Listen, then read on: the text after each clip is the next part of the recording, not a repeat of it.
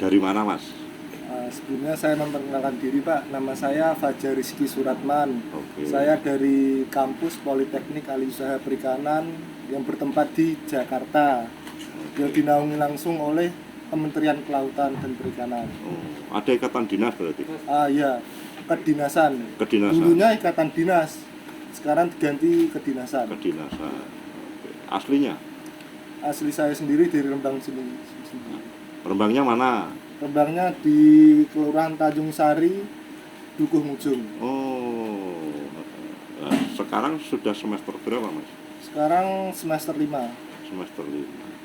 Nah, terus sekarang kok tahu tempat ini? Ya karena saya kan juga sering jalan-jalan di sini, jalan-jalan ke area mangrove sana, dan sini kan areanya juga masih area mangrove ya Pak, sini-sini. Iya. Ya, dan juga saya juga sering main ke laut sini juga, tahu sini juga ada tambak udang. Nah, Oke. gitu. Nah, terus apa yang bisa saya bantu? Nah, saya di sini ingin meminta sedikit waktunya, ingin wawancara, sharing-sharing pengalaman Bapak tentang budidaya udang di sini, gitu Pak. Memang ada korelasinya dengan studi? Ya ada Pak, karena saya sendiri program studi dari pengelolaan sumber daya perairan yang mempelajari tentang mangrove, budidaya, terus pengolahan perairan, ya pokoknya berhubungan tentang perairan dan sekitarnya Pak. Masnya rokok nggak? Enggak. Nggak rokok ya? Iya. Nah, saya tak rokok nggak apa-apa tak? Enggak apa-apa. Oke. Santai aja ya, santai aja, tenang aja.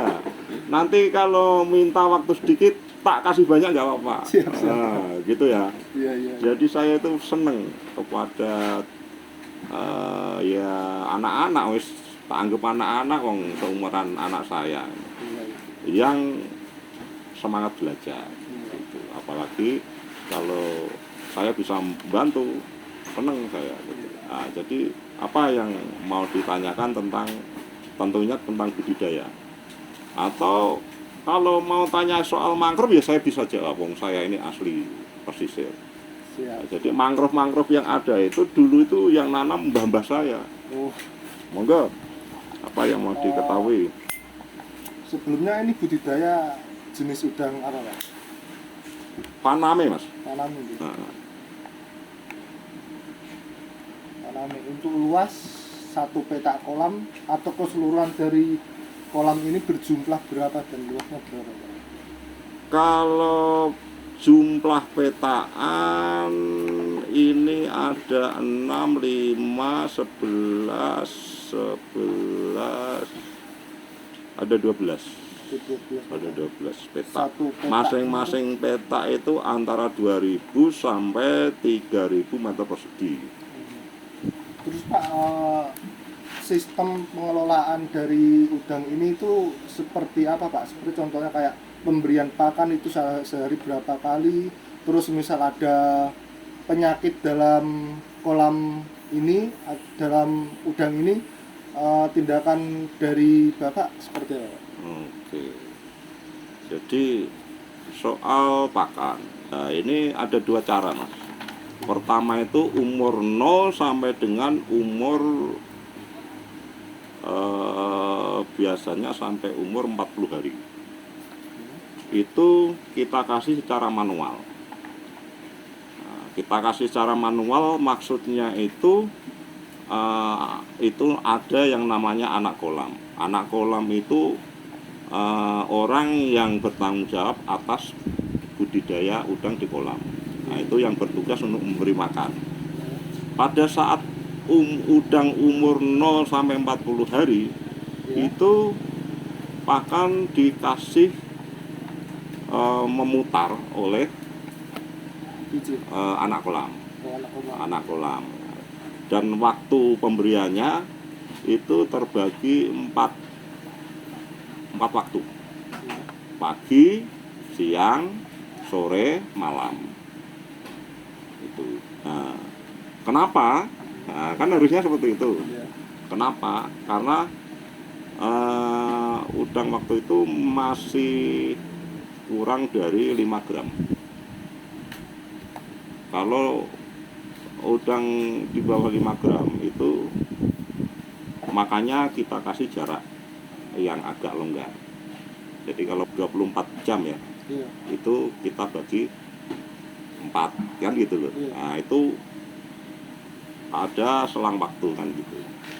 Nah, terus yang saya tadi bilang itu cara pertama, kita kasih manual.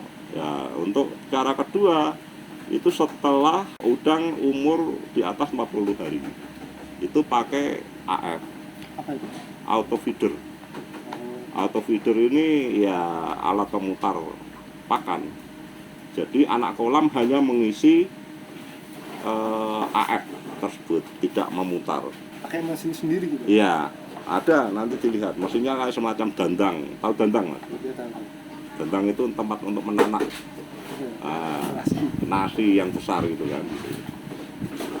Nah, di situ AF ini karena otomatis ya. Iya. Nah, kita tinggal setting aja. Kita setting waktu nguternya berapa menit sekali, keluar pakannya berapa detik sekali. Gitu. Nah, itu hanya satu tempat, Mas. Nah, itu kami lakukan di udang di atas 40 hari atau kurang lebih sudah mencapai 5 gram beratnya. Itu, Mas. Itu soal pakan. Soal penyakit, ya penyakit itu kalau udang yang kita lakukan hanya antisipasi, jangan sampai penyakit itu ada. Karena apa? Kalau udang sudah terkena penyakit, Mas, repot. Nah, contohnya ini pengalaman berharga untuk Masnya ini. Pengalaman berharga karena kalau kondisi kayak gini ini nggak dikendaki. Ini panen terpaksa, Mas. Iya. Udang di umur 57 hari. Kondisi air kolam rusak. Nah, rusak. Artinya air ini tidak memenuhi syarat hidup untuk udang. Itu. Dan apa ya? Kenapa ini kami panen?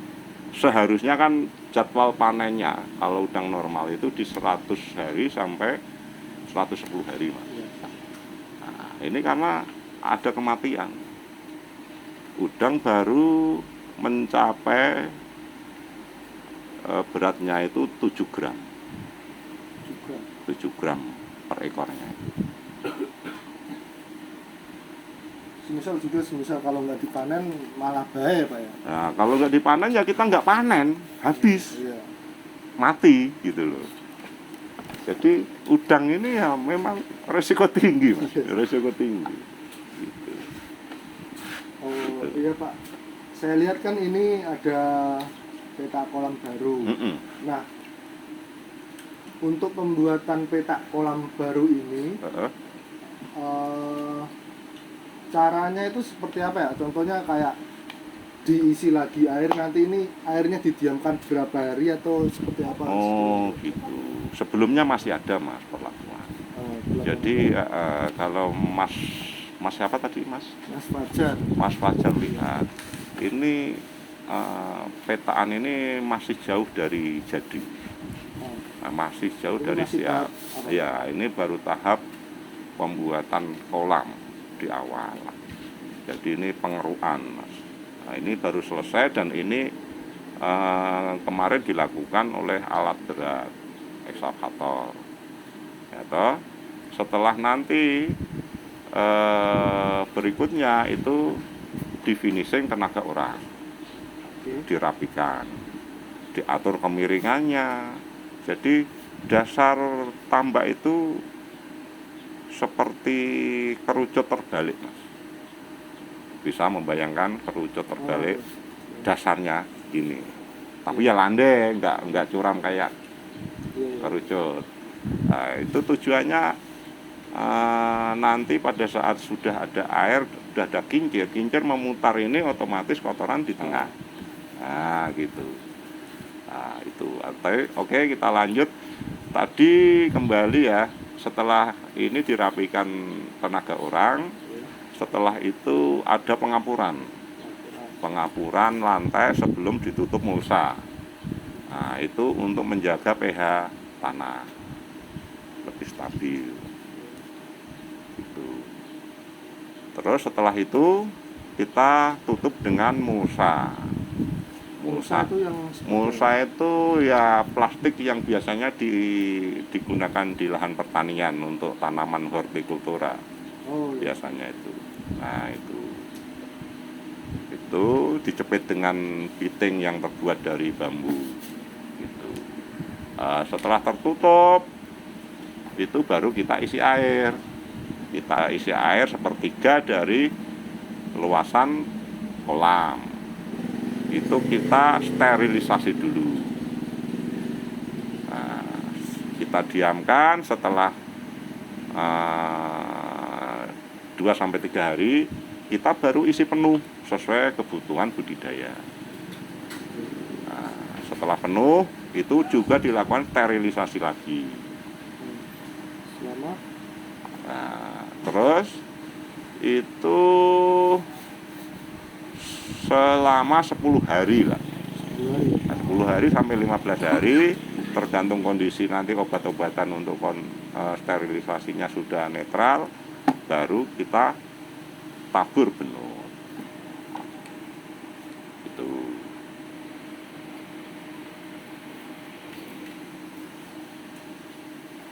Terus Pak, untuk penanganan kolam sendiri ini perharinya ada penanganan intensif kayak pengecekan suhu, terus sanilitas dan lain-lain gitu ada nggak? Ada. Kalau dulu di awal-awal budidaya itu minimal seminggu sekali uji lab air, Mas. Nah, uji lab. Di situ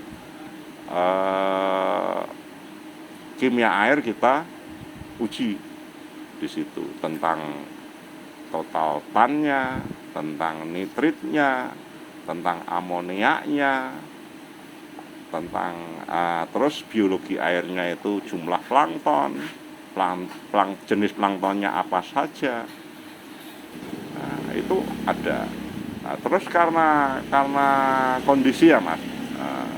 Jadi kalau saya pribadi itu karena punya basic keilmuan yang nyerempet. Yang nyerempet karena saya dulu dari pertanian. Jadi kalau pertanian, kuliah saya di pertanian. Di kuliah mana, Pak? Di Jogja. Jadi baca lab masih bisa.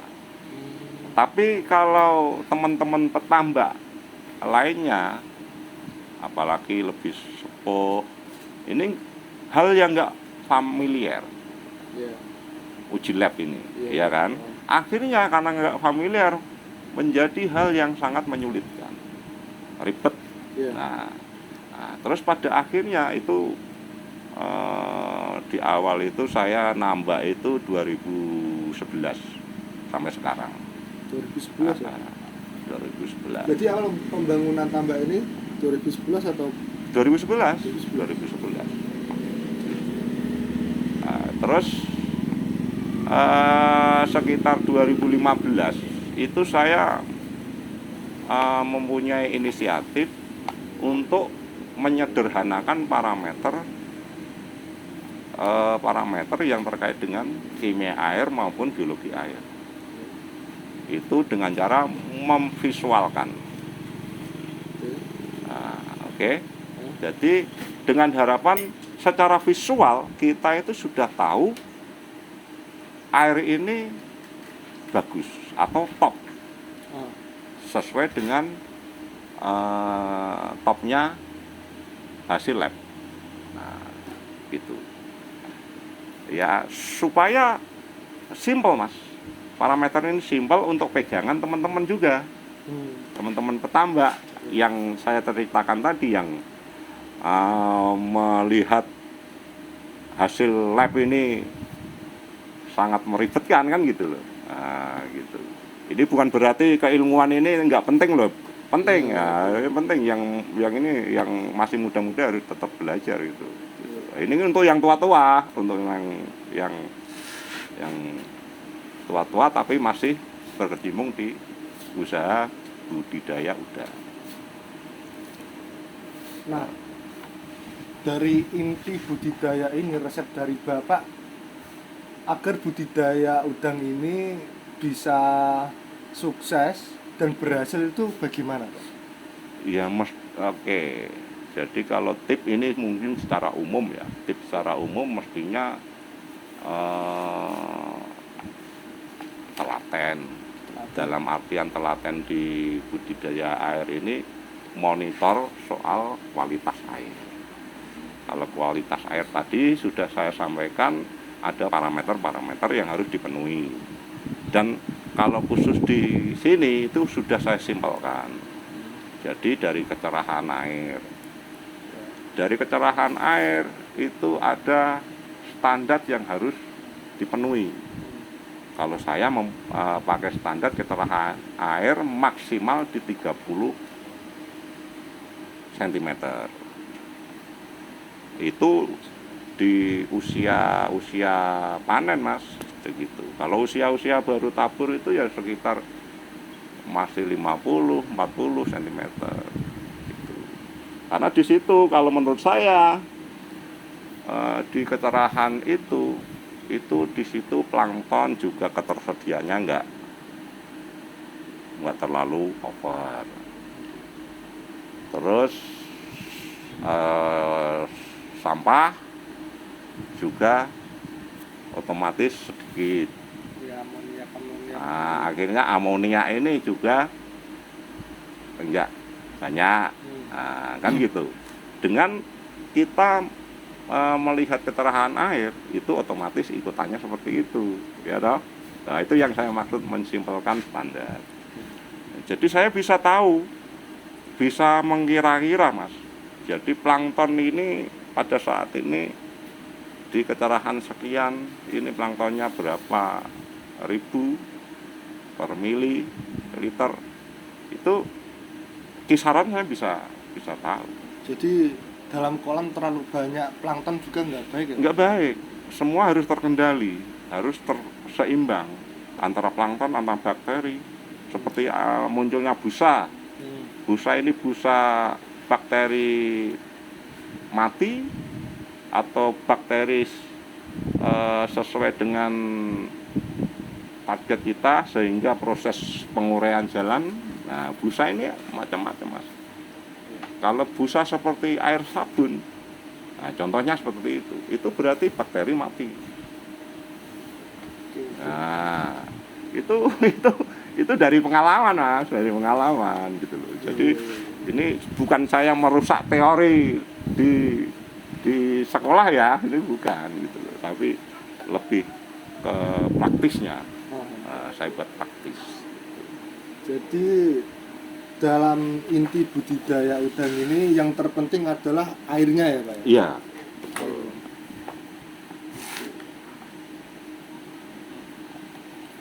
Terus di samping itu, Pak, untuk pengelola atau pekerja di sini ada berapa orang ya, Pak? Lahan seluas ini pasti banyak lah ya.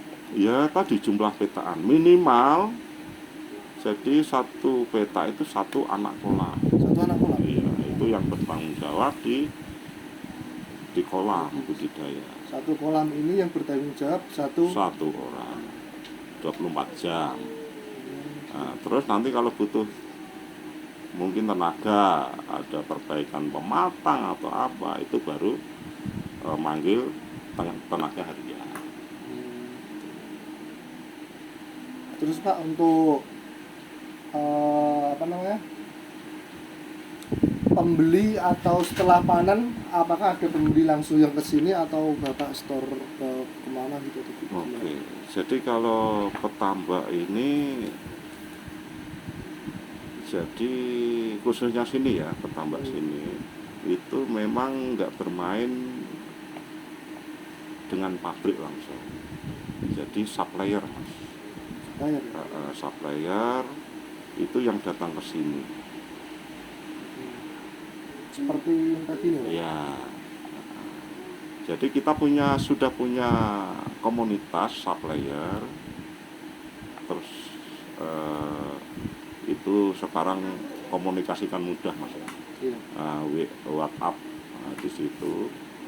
Itu nanti pada saat petambak punya barang sekian, sekian, itu kita lempar ke grup tadi. Nah itu siapa nanti yang harganya tertinggi, ya kita ambil. Gitu. Biasanya 1 kilo udang panen normal itu berapa? Panen normal ya kalau itu per ses mas. Proses. Tahu ses nggak? Iya, tahu kurang. Oke, ses 100 misalnya, berarti Gimana? ses 100. 100, ukuran 100. Lah iya, Iya. artinya gimana? Ukuran 100 cm. Oh, bukan. Bukan ada itu.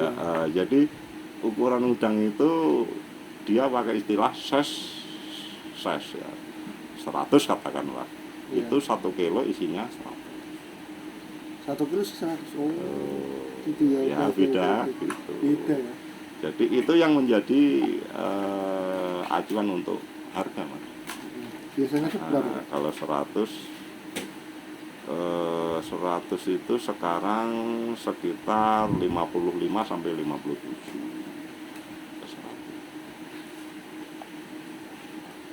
Berarti udang 1 kilo dengan jumlah 100 ekor itu harganya 50 sampai 50. 55 sampai 57. oke.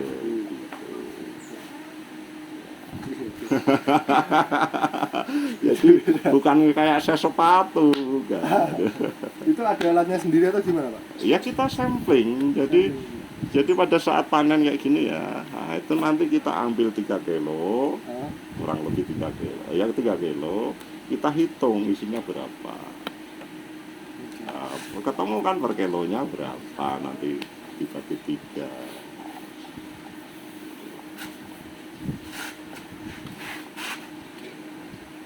Ayo, apa lagi? Lagi ya. Cukup jelas sih. Cukup jelas? Iya. Oke. Ya kalau jelas ya selesai kan gitu. Terima kasih ya Pak ya. Oke. Gitu. Oh iya, sebelumnya kan belum perkenalan. Bapak sendiri namanya? Lu. Pak Iwan ya Pak? Pak Iwan iya. Iya. Pak Iwan. Oke, Pak Iwan. Terima kasih ya Pak Iwan ya. Oke, sama-sama. Semoga bermanfaat informasinya. Oke, udah cukup? Iya. Ya nanti kalau ada apa-apa wong tahu tempatnya ke sini lagi ya. Nah, Terima sekarang sama temennya Mam. Nah, ini Mam, ada Mam. Ayo Mas, ayo. Terus ya. Iki sing mau mbok takokno urung wayahe Mam. Iki wayah. Ayo, burung wayang mak, aku ditawari mak. Ayo kiri-kiri. Mas, monggo Mas. Oh iya. Pireke ana ora iku? Ayo iku nang pireke.